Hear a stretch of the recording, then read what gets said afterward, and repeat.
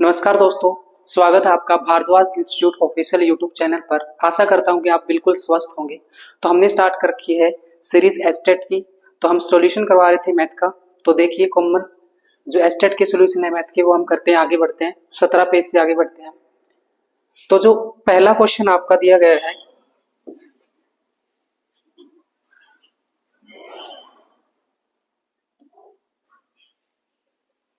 पहला क्वेश्चन आपका कि a man borrow rupees 8000 at the rate of 15% per year for the 3 year, how much simple interest will be paid? तो आपसे बिल्कुल आसान क्वेश्चन पूछा गया है 62 सिंपल इंटरेस्ट के बारे में आपको बताना है इसके अंदर। तो डायरेक्ट हम लगा सकते हैं पीआरटी बाय 100 लगा सकते हैं, या फिर ऐसे कर सकते हैं 15×3=45 का 8000 निकाल सकते हैं। तो ऐसे लगा सकते हैं simple interest is equal to P R T by 100। तो ये आपका आ जाएगा 8000 15% मल्टीप्लाई 3। तो 2 जीरो से 2 जीरो कट जाएंगे और ये आ जाएगा आपका 15×3=45। तो मल्टीप्लाई कर सकते हैं आप 8×5=40, 8×4=32, 36। तो आपका जो आंसर आ जाएगा ये 3600 आ जाएगा। ठीक है, तो 3600 will be the correct answer. Next question पे बढ़ते हैं।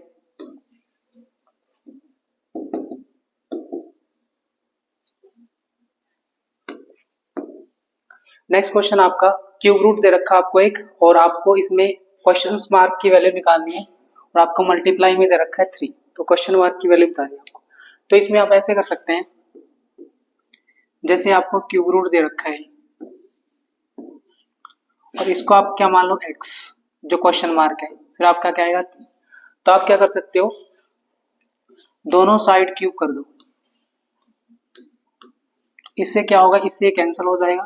तो यहाँ पे जो वैल्यू आ जाएगी 19683 is equal to x cube multiply 3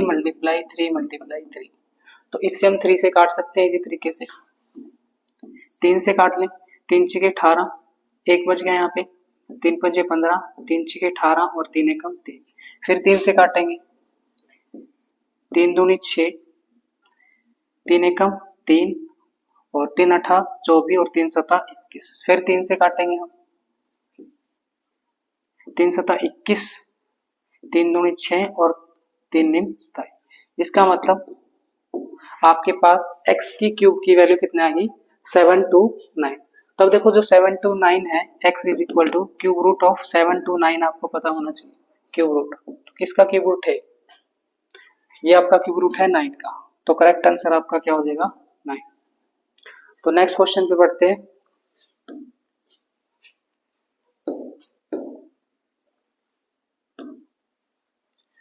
next question आपका the length of rectangle is 3 times of its breadth, the area of rectangle is 147 metre square, find the perimeter. तो इसमें आपको दे रखा है कि लेंथ ऑफ रेक्टेंगल दे रखा है कि आयत की लंबाई दे रखी है आपको, आयत की लंबाई दे रखी है और आपको एक चौड़ाई दे रखी है, और वो है 3 गुना। जो लेंथ है वो 3 टाइम्स है किसका, ब्रेथ का। इसका मतलब हम रेशियो में मान सकते हैं लेंथ आपकी 3 है और ब्रेथ आपकी 1 है, और उसका जो क्षेत्रफल दे रखा है वो दे रखा है 147। तो जो आयत का क्षेत्रफल या फिर एरिया ऑफ रेक्टेंगल क्या होता है, एरिया जो रेक्टेंगल होता है वो होता है लेंथ इंटू ब्रेथ। तो आपके पास लेंथ का रेशियो भी दे रखा है, ब्रेथ का रेशियो भी दे रखा है। इसका मतलब अगर हमें 3x और 1x मान लें तो x गुणा क्या हो जाएगा, x इज इक्वल टू 147। तो यहाँ से x square is equal to आ जाएगा, 3 नीचे चला जाएगा, 3×4=12, 3×9=27। तो x की वैल्यू आ जाएगी वर्गमूल 49। तो x की वैल्यू आ जाएगी यहाँ से 7। x की वैल्यू 7 आ गई। इसका मतलब अगर हम इस x को 3 से गुणा करें, अगर इस x को किससे गुणा करें, 3 से गुणा करें, तो 3 गुणा कितना हो जाएगा, x की वैल्यू 7, 21। और लेंथ आ गई है तो 21 आपकी। ब्रेथ आपकी आ जाएगी, 1 गुणा x करें तो कितना आ जाएगा 7। ये आपकी ब्रेथ आ गई। तो आपको क्या पूछा है इसके क्वेश्चन के अंदर, पैरामीटर पूछा है, परिमाप। तो परिमाप क्या होता है, पैरामीटर होता है रेक्टेंगल का l इंटू बी। तो 2 l आपकी कितनी है 21 और ब्रेथ आपकी कितनी है 7, तो ये आ गया 2 × 28, तो आपका आ जाएगा इसमें 56। 28 दूनी कितना होता है 56 will be the correct answer. तो नेक्स्ट क्वेश्चन देखो आप,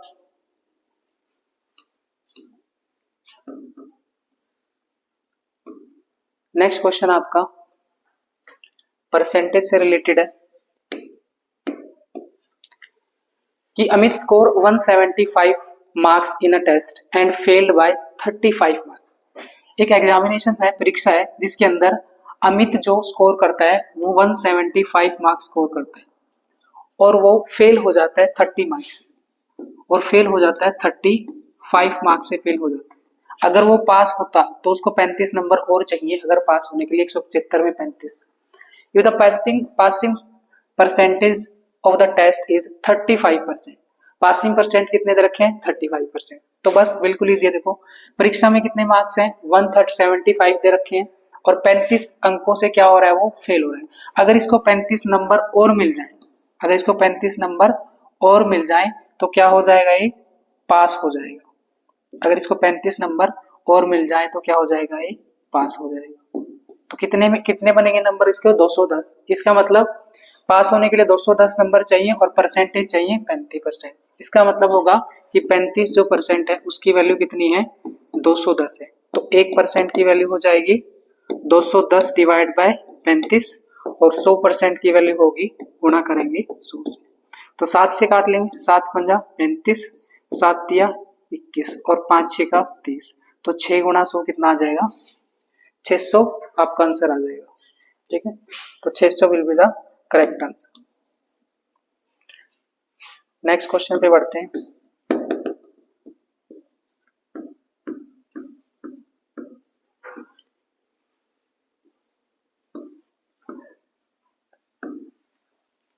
नेक्स्ट क्वेश्चन आपका, in a group of 15 people, 15 people दे रखे हैं आपको, 7 read Hindi and 8 read English and 3 read none of these language, how many peoples read in Hindi and English.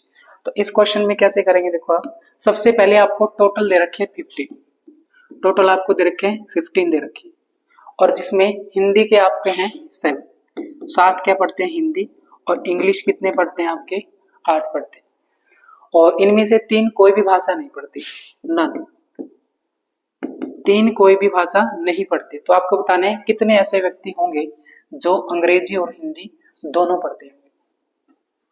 देखो total आपके पास 15 है और 3 कुछ भी नहीं पढ़ते। इसका मतलब 15 में से अगर 3 घटा दें जो कुछ भी नहीं पढ़ते तो हमारे पास कितना आ जाएंगे 12, जो कुछ ना कुछ क्या होंगे पढ़ते होंगे। 12 ऐसे हैं जो कुछ ना कुछ पढ़ते होंगे। अब जो हिंदी और इंग्लिश पढ़ेंगे वो है आपके 7 और 8। तो हम क्या करेंगे 7 और 8 को जोड़ेंगे और उसमें से घटा देंगे 12, तो आ जाएगा आपका 15 - 12 = 3।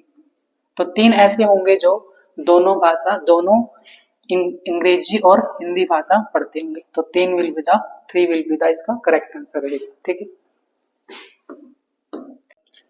देखिए 71 क्वेश्चन आपका, if the numerator of a fraction is increased by 200% and denominator is increased by 350%, then the new fraction is 15/12, तो what is the original fractions। तो आपको fractions के बारे में इसमें बताना है। जैसे fraction क्या होता है कि आपका एक अंश होगा इसमें और एक क्या होगा हर, जिसको हम न्यूमरेटर और डिनोमिनेटर कहते हैं, न्यूमरेटर और डिनोमिनेटर। तो हम क्या कर लेंगे न्यूमरेटर मान लेंगे x और डिनोमिनेटर मान लेंगे y। तो आपको क्या किया गया है कि 200% बढ़ाया गया। 200% बढ़ाने का मतलब हो गया 300%, 350% बढ़ाने का मतलब हो गया 450% और वो वैल्यू कितनी दे रखी है आपको 5/12। ठीक है, 5/12 दे रखी है। तो इसको हम इसी तरीके से काट सकते हैं, परसेंट से परसेंट, 1 0 से 1 0 और 5 6 के 30 ऐसे काट सकते हैं। तो x/y जो आपका आ गया वो आ गया 6 x/y आ गया आपका 6 डिवाइड बाय 45 = 1/12। तो यहाँ से xy की वैल्यू निकाल सकते हैं आप, = में 45 आपका ऊपर चला जाएगा और 6 नीचे आ जाएगा और 12 यहाँ, तो 3 से काट सकते हैं आप। 3 एकम 3, 3 पंजे 15 और 3 चौके 12 और 3 से काट सकते 3 पंजे 15 और 3 दूनी 6। तो ये आ गया आपके पास 5/8। तो आंसर रहेगा आपका 5/8 will be the correct answer.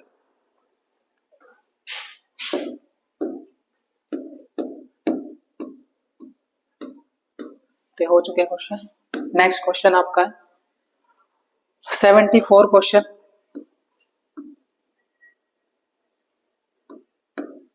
74 question है, a car cover a distance 690 kilometre in 30 hour, what will the average speed. तो आपको स्पीड बतानी है। स्पीड के लिए आपको क्या क्या चाहिए, डिस्टेंस डिवाइड बाय टाइम। तो स्पीड आपकी कितनी दे रखी है, डिस्टेंस 690 दे रखी है और टाइम आपका कितना दे रखा है 30 आवर। तो बहुत इजी तरीके से निकल जाएगा, 1 0 से 1 0 और 3 दूनी 6, 3 तिया 9। तो 23 kilometre per hour is the correct answer. Next question आपका एवरेज से है। नेक्स्ट क्वेश्चन आपका है एवरेज से। तो इसमें क्या है आपका, the average of 5 consecutive even number. आपको देखा है कि सम संख्याएं इवन नंबर और वो क्या है क्रमागत कंसेक्यूटिव है, A B C D E 5 दे रखे हैं आपके पास और उनका जो एवरेज दे रखा है आपको औसत दे रखा है 674। तो आपको बताना है सी तथा डी का गुणनफल। गुणनफल मतलब सी और ई का आपको प्रोडक्ट बताना है कितना आएगा। तो इसको कैसे करेंगे, पहली 5 हम देख लेते हैं, ए बी सी डी और ई, पहली 5 सम संख्या है। तो आपको क्या दे रखा, औसत 74। औसत का मतलब क्या होता है, बीच की संख्या। इसका मतलब हम क्या मान लेते हैं कि 74 ही नंबर आपका ये है बीच वाला। अगर 74 ही नंबर ये है, इसका मतलब अगली जो संख्या होगी वो आपकी 76 होगी, इससे अगली होगी आपकी होगी 78, तो इससे पहले वाली होगी आपकी 72 और इससे आगे वाली होगी आपकी 70। तो आपकी सारी क्या है, इवन है। तो आपको कह रखा है कि 74 अगर आपका एवरेज है, बीच की संख्या दे रखा है, तो सी और ई का मान बताएं। सी का मान और ई का मान 74 मल्टीप्लाई 78, तो 870 कितना होता है, 7 चौका 28। तो 74 सी और ई का ही पूछ रखा ना आपको, सी और ई का, तो सी और ई की मल्टीप्लाई कर सकते हैं।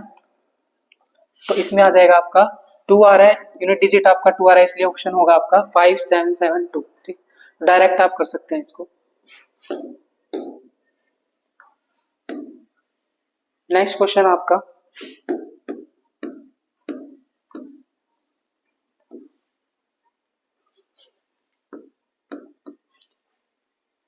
Next question, the average age of man and his son is 40 year. तो average age of man and son is 40 year की औसत जो आयु है वो 40 वर्ष दे रखी है। किस किस की, पुत्र और एक व्यक्ति की, उसके पिता की, man and his son. The ratio of their is 11 और 5, what is the son is. तो बिल्कुल आसानी से कर सकते हैं। रेशियो आपका कितना है, 11:5 आपको दे रखा है, यहाँ पे x मान सकते हैं इसको, इसे 11x और 5x रेशियो दे रखा है और एवरेज इज आपको 40 दे रखी है। एवरेज का मतलब क्या होगा, इन दोनों को जोड़ना पड़ेगा हमें, इन दोनों को जोड़ोगे तो कितना आएगा 16x और 2 हैं और उनकी एवरेज एज कितनी दे रखी है 40 दे रखी है। आपको क्या दे रखी है 40। तो इसको हम लिख सकते हैं 16x is equal to 2 multiply 40। तो हम यहाँ से काट सकते हैं, 2 8 16 और 8 5 40। x की वैल्यू कितनी आ गई यहाँ से 5। अगर x की वैल्यू यहाँ से 5 आई है, इसका मतलब आपसे क्या पूछा है, सन की एज, और सन की एज कितनी है रेशियो 5 में। इसका मतलब आपसे 5x की वैल्यू पूछे, तो 5 से मल्टीप्लाई कर देंगे यहाँ पे, तो कितना आ जाएगा, x की जगह 5 रखेंगे तो 25। तो आंसर आ जाएगा आपका 25 will be the correct answer. Next question आपका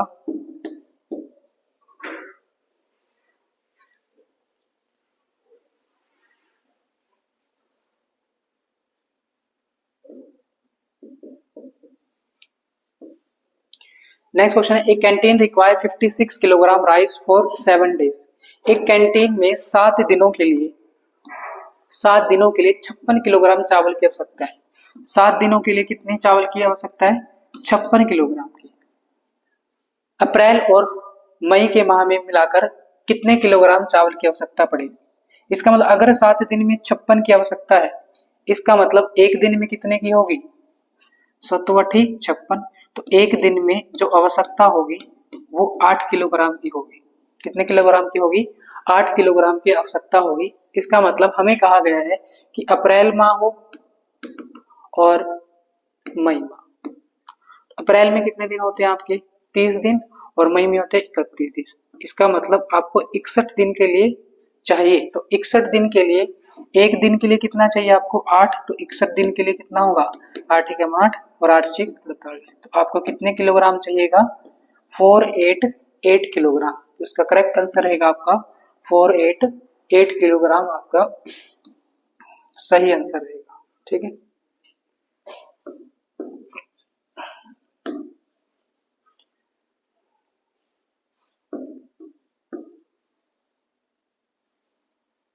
नेक्स्ट क्वेश्चन आपका।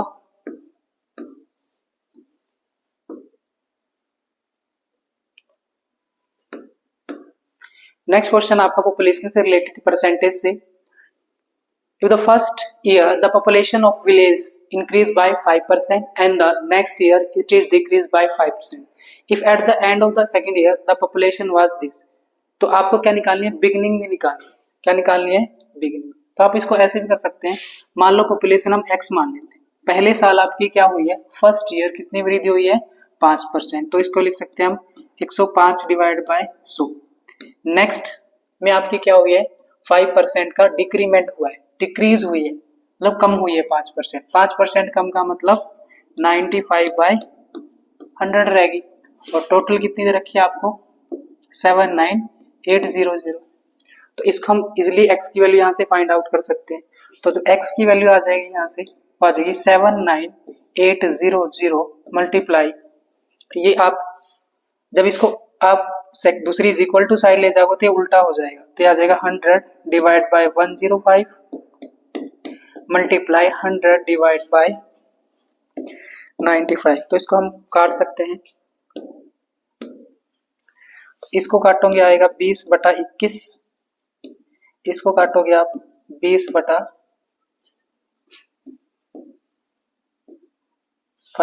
ठीक है, तो इस तरीके से काट सकते हैं।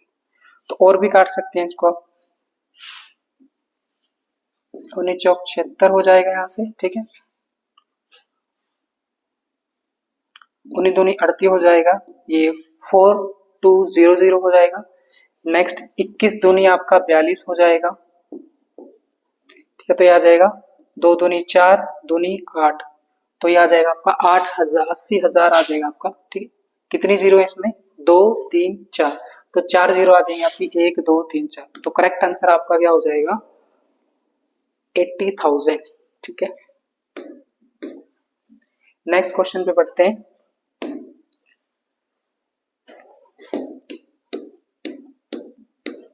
नेक्स्ट क्वेश्चन आपका रेशियो से रिलेटेड।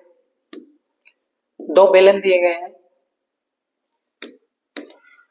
दो बेलनों की त्रिज्या 2:3 के अनुपात में और उनकी ऊंचाई 5:3 के अनुपात में। तो आपको निकालना है the ratio of there volumes, की आयतनों का मध्य अनुपात निकालें। Find the ratio of there volume. तो रेशियो ऑफ देयर वॉल्यूम का मतलब क्या होगा? सबसे पहले तो आपको बेलन का वॉल्यूम पता होना चाहिए।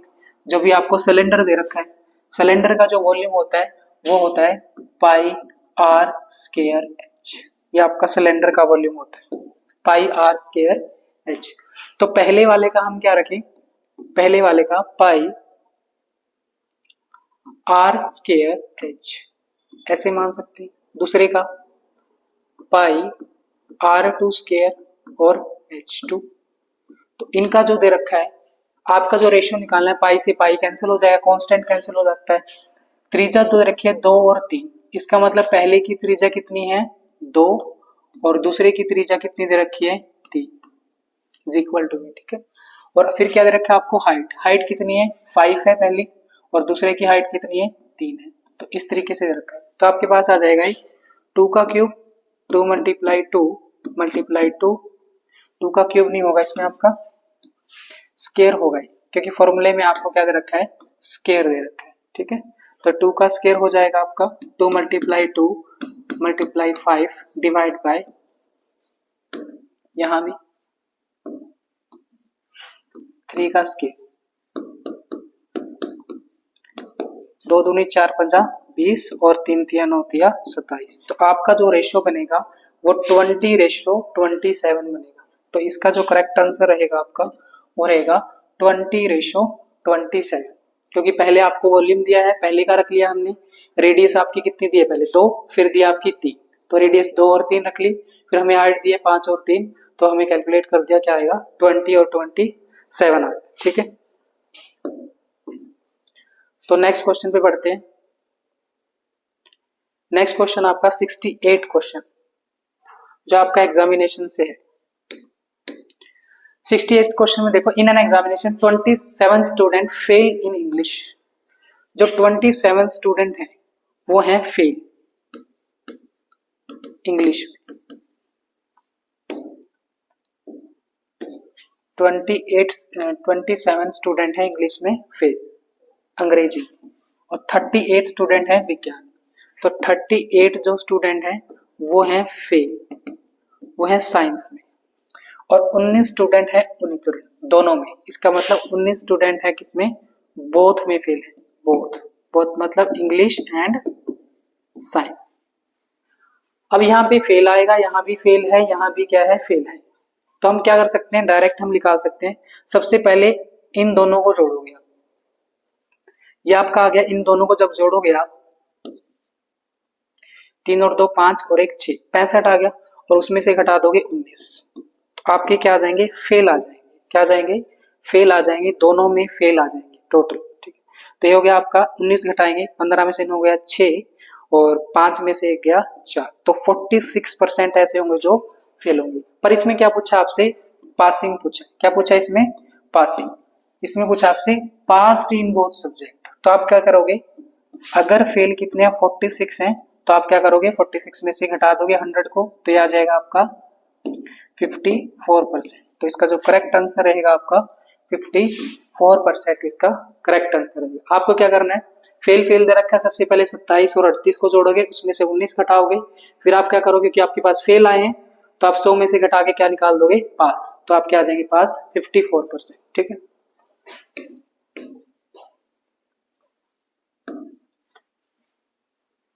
नेक्स्ट क्वेश्चन आपका, नेक्स्ट क्वेश्चन आपका बोट एंड स्ट्रीम से। तो बोट एंड स्ट्रीम से 2-3 क्वेश्चन पूछे गए एग्जाम्स में।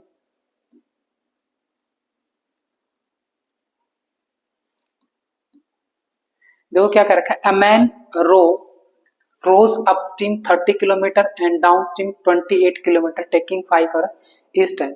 तो आपको कहा गया है एक जो बोट है अपस्ट्रीम, एक तो अपस्ट्रीम जा रही है। अपस्ट्रीम का मतलब समझ सकते हो आप, अपस्ट्रीम का मतलब कोई भी ना कोई बोट है और कोई ना कोई क्या होगी, स्टीम होगी। बोट का मतलब बोट या फिर नाव की चाल भी कह सकते हैं आप, स्टीम का मतलब पानी या फिर धारा की चाल भी कह सकते हैं।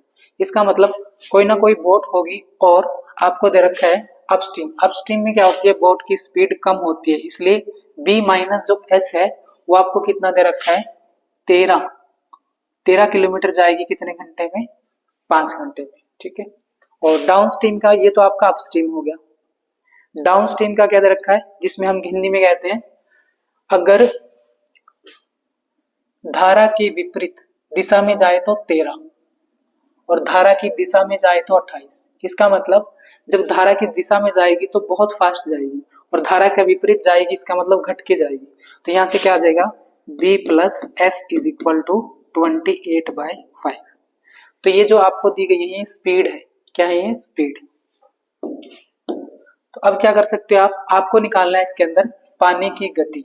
पानी की गति का मतलब आपको s की वैल्यू निकालनी है। s की वैल्यू क्या आएगी, जब आप इन दोनों को क्या कर दोगे, सब्ट्रैक्ट कर दोगे, या फिर कैसे कर सकते हैं, इसमें से ये घटा दो।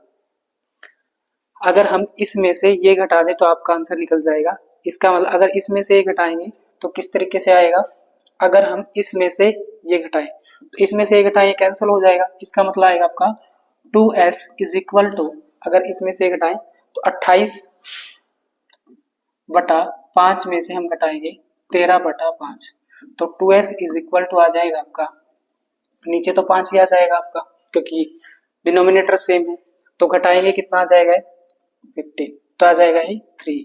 तो s की जो वैल्यू आ जाएगी वो आ जाएगी 3/2, और 3/2 का मतलब होता है आपका 2 एकम 2 और 1 3, 3/2।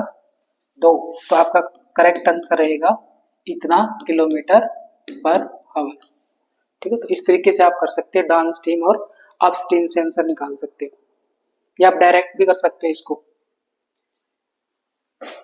डी ऐसे भी कर सकते हैं, देखो D minus U divide by 2 is equal to 2s, ये भी लगा सकते हो आप, डायरेक्ट करना है। तो नेक्स्ट क्वेश्चन पे बढ़ते हैं।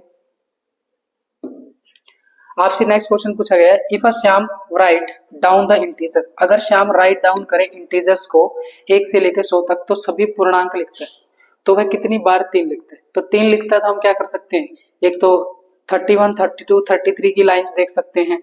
ठीक है, एक हम देख सकते हैं 3 जैसे 3 होगा आपका, 33 होगा, 43 होगा, इस तरीके से हम लिख के देख सकते हैं। तो आपका करेक्ट आंसर इसमें 20 होगा।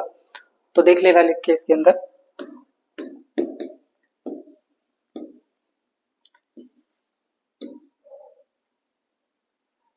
नेक्स्ट क्वेश्चन आपका ये है। ठीक है,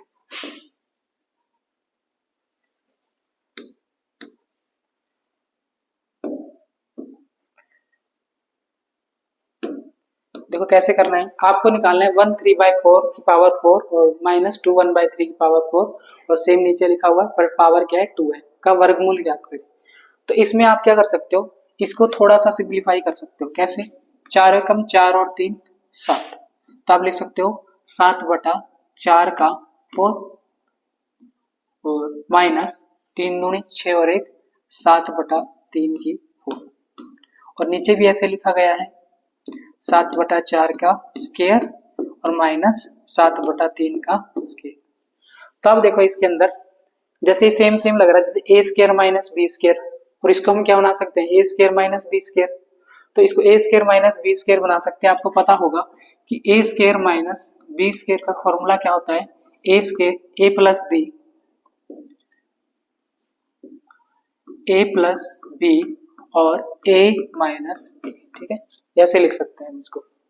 तो इसको हम इस तरीके से भी लिख सकते हैं। कैसे, यहां लिख लेते हैं कि 7/4 का स्क्वायर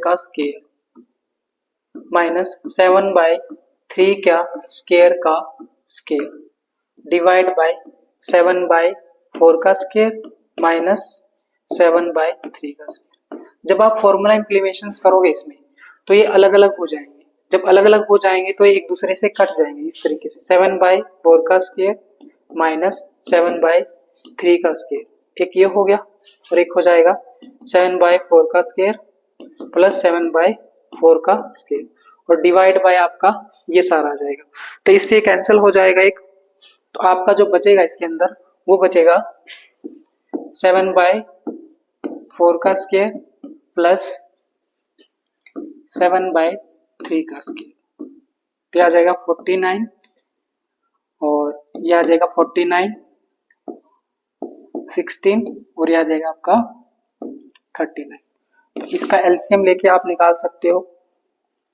तो नीचे आ जाएगा आपका 144 और ऊपर आ जाएगा आपका 1125। फिर आप इसका क्या करेंगे, स्क्वायर रूट करेंगे। ठीक है, तो स्क्वायर रूट करोगे तो नीचे तो आपका 12 आ जाएगा। ठीक है,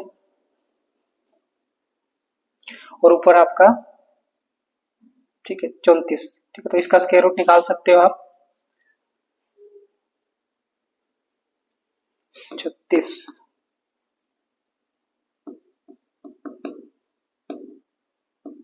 ठीक है 47। ठीक, तो इसका जो करेक्ट आंसर रहेगा आपका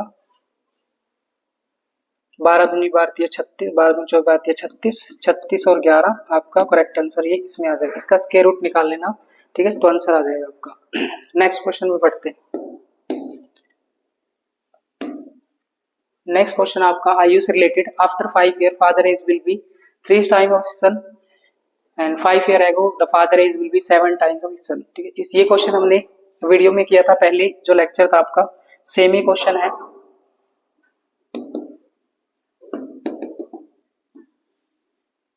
तो यहाँ पे करा देते हैं इसको। तो क्या देखो 5 आफ्टर 5 ईयर, मान लो कोई ना कोई प्रेजेंट आपके पास प्रेजेंट एज है आफ्टर 5 ईयर, 5 साल, आफ्टर 5 ईयर्स का मतलब 5 साल पहले, 5 वर्ष पश्चात दे रखा है। 5 वर्ष पश्चात का मतलब 5 वर्ष पश्चात यहाँ लिख सकते हैं आप, 5 वर्ष आफ्टर। कितना रेशियो दे रखा आपको, 5 साल, उसके पुत्र की आयु उसकी 3 गुनी है, ठीक है। उसके पुत्र की आयु कितनी है, 3 गुनी। मान लो ये उसके पुत्र की आयु, ये उसके फादर की है, ये है उसके सन की आयु, ठीक है। नेक्स्ट दे रखा आपको, and 5 year ago the father is 7 times. 5 year एगो, एगो ये आ जाएगा आपका, तो है वो 7 टाइम्स और यहाँ पे 1। तो ये सेम क्वेश्चन आया हुआ है। इसमें आपका कितना डिफरेंस है, 0 का। इसमें आपका कितना डिफरेंस है, 4 का। तो हम डिफरेंस सेम बनाने के लिए क्या करते हैं, डिफरेंस अगर सेम बनाना है तो इनका डिफरेंस लो कितना आएगा, 2, इनका डिफरेंस लो कितना आएगा, 6, ठीक है। तो आप क्या करोगे, इसके अंदर 2 की मल्टीप्लाई यहाँ करोगे इनसे, तो ये आ जाएगा 7 दूनी 14 और 2 एकम 2, तो रेशियो ये बन जाएगा। इसकी मल्टीप्लाई करोगे कहाँ पे, यहाँ पे 6 3 18 और आपका 6 एकम 6। तो देखो इनका जो डिफरेंस हो गया वो 4 हो गया, इसका भी डिफरेंस 4। इसका मतलब जो 10 साल का डिफरेंस है, जो 10 साल का डिफरेंस है वो किसके इक्वल है, 4 की वैल्यू 10 की। अगर 4 की वैल्यू 10 की है तो 1 की वैल्यू कितनी आएगी, 10/4 हो जाएगी। 1 की वैल्यू 10/4। अगर 1 की वैल्यू 10/4 है तो हम 14 से निकाल सकते हैं। तो 14 की वैल्यू कितनी आ जाएगी यहाँ से, 2 7 14, 2 दूनी 4 और 2 पंजे 10। तो 5 7 कितनी आ जाएगी, 35। 35 जो एज आई है वो 5 साल पहले आई है। 35 एज आई है 5 साल पहले। तो आपको क्या निकालनी है, प्रेजेंट एज। तो 5 साल पहले 35 है, तो 5 साल बाद मतलब प्रेजेंट में आएगी, तो जो उसकी होगी वो होगी 40 ईयर ओल्ड। तो 40 इसका करेक्ट आंसर रहेगा।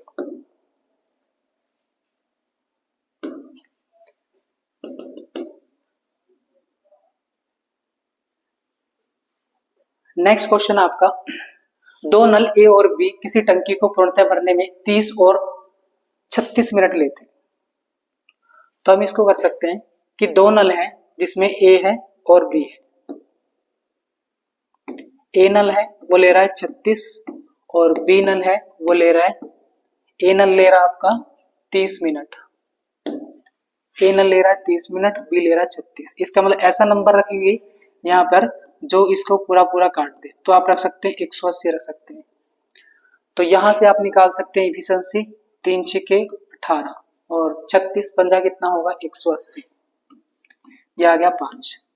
इसका मतलब ये आपके पास तो इफिशिएंसी है दोनों की, और ये आपके पास टोटल कैपेसिटी होगी कि 180 भरना है उसके अंदर।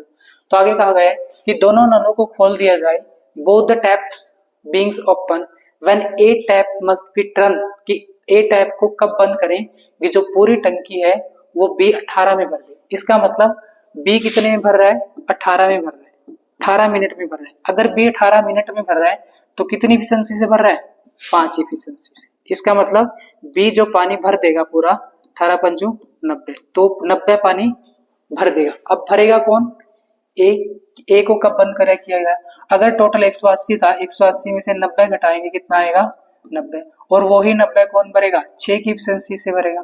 तो 15 6 को कितना होता है, 90। तो आंसर आ जाएगा आपका 15 मिनट की, आफ्टर 15 मिनट, ठीक है। 15 मिनट के बाद क्या होगा, ए भर देगा, ठीक है।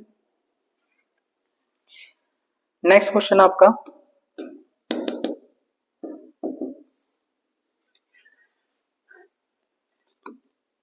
नेक्स्ट क्वेश्चन है, in how many year will sum rupees 800 become 926.10 10% पर annum कंपाउंड हाफ ईयरली। देखो यहाँ पे क्या लिखा हुआ, कंपाउंड हाफ ईयरली का मतलब क्या होता है, जैसे 1 साल है, 1 साल का मतलब कंपाउंडली हाफ का मतलब 6 महीने हो गया, 6 महीने। 1 साल में 12 महीने, इसका मतलब 2 बार आपसे क्या लिया जाएगा, इंटरेस्ट लिया जाएगा, ठीक है। तो इसमें ऐसा ही कुछ कहा गया है कि आपके पास कितने रुपए हैं, इसके अंदर 800 रुपए हैं। कितने रुपए हैं, 800।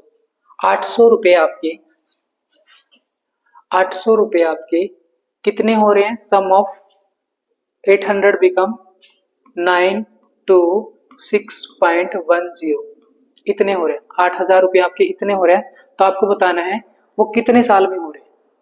तो ये कैसे कर सकते हैं हम क्या करेंगे इसमें, जैसे यहाँ पे 800 है, अगर हम क्या करें, जीरो को हम हटा सकते हैं, यहाँ से जीरो को हम हटा सकते हैं, और इस पॉइंट के नाम का हम क्या ले लेंगे, इस पॉइंट के नाम का 10 यहां ले लेंगे। जैसे ऐसे कर सकते हैं इसको। 800 थे, कितने टाइम में आपको बताने ये पैसा कितना हुआ है, 9 to 6.10। इसका मतलब यहाँ पे 800 लिखा आपने, और यहाँ पे 9 to 6.1, और पॉइंट के नाम का आपने 10 लगा दिया, और ये 10 कहाँ चला जाएगा, यहाँ पे। इसका मतलब आपका जो पैसा हो जाएगा वो 8000 रेशियो में 9 to 6.1 हो जाएगा। इस तरीके से कर सकते हैं हम इसको। फिर आप देखो ये किसका क्यूब बन रहा है, ये आपको पता होना चाहिए किसका क्यूब है, 20 का क्यूब, और ये आपका किसका क्यूब है, 21 का क्यूब। तो इसका मतलब ये 3 का 3 क्या दर्शाता है, 3 साल दर्शाता है। 3 क्या दर्शाता है, 3 साल। पर यहाँ पे 3 साल आंसर नहीं होगा, इसी ने पूछा कि compound half yearly. Half yearly का मतलब अगर 3 साल 3 बार है, यहाँ पे टाइम कितना आया, 3 बार। 3 का बार का मतलब क्या होगा, 6 महीने होगा, 6th मंथ होगा और 6th मंथ। तो ये कितना टाइम हो गया, ये हो गया आपका 1.5 साल। इस तरीके से हम निकाल सकते हैं इसको कि 1.5 साल का काम है। 20 से धन कितना हो गया, 21, और ऊपर क्या होता है आपका टाइम होता है। तो ये टाइम दर्शाता है आपका टाइम पीरियड का, पर इसमें क्या कर रखा आपको, कंपाउंड हाफ ईयरली के जो 3 टाइम्स है उसको 6 महीनों में डिवाइड कर दो आप, तो आंसर रहेगा आपका 1.5 वर्ष। ठीक है, तो चलिए देखिए 79 क्वेश्चन आपका। 79 क्वेश्चन, इसमें क्या कहा गया है, the least square number which is divisible by 8, 15, 24 is equal to. तो आपको बताना है इसमें लीस्ट स्क्वायर नंबर, ये आपको स्क्वायर नंबर बताना है। आप इसको ऑप्शन से भी कर सकते हैं, वैसे तो डिवाइड करके देख सकते हैं, फिर आपको हर एक ऑप्शन को डिवाइड करके देखना पड़ेगा। वैसे 120 तो है ही नहीं इसमें आपका आंसर, ठीक है, क्योंकि 120 तो है ही नहीं स्क्वायर आपका। और जैसे ये भी नहीं हो सकता आपका, ये और ये हो सकते हैं, इन दोनों में से आपका आंसर रहेगा। तो एक बार चेक करके देख लेते हैं। 8, 15, 24, तो प्राइम नंबर से चला देंगे आप इसको, 2 चौके 8, 15, और यहाँ पे आ जाएगा 12। फिर आपको 3 से चला दो इसको,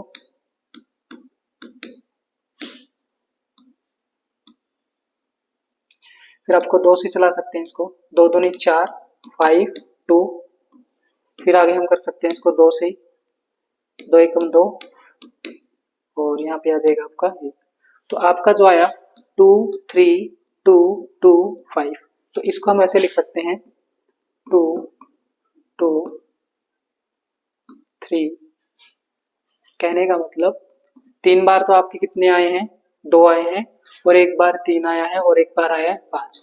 अब देखो इसमें जोड़े बन सकते हैं आपके, एक जोड़ा ये बन गया आपका, पर हमें क्या चाहिए, इनके जोड़े बनाने हैं। ये जोड़े आपके अकेले रह गए इसके अंदर, ठीक है। तो इनके जोड़े बनाने के लिए हमें क्या करना पड़ेगा, 2 से मल्टीप्लाई करनी पड़ेगी, 3 से मल्टीप्लाई करनी पड़ेगी, और 5 से, ठीक है। इसको तो देखो किस किस से मल्टीप्लाई करें हमने, 2, 3 और 5 से।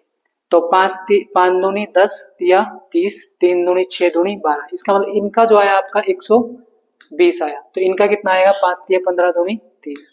तो दोनों की मल्टीप्लाई करेंगे, 12 या 3600। तो 3600 आपका एक ऐसा नंबर होगा जो क्या होगा, लीस्ट स्क्वायर नंबर होगा, ठीक है। तो चलिए यहाँ पे क्वेश्चन आपके खत्म होते हैं।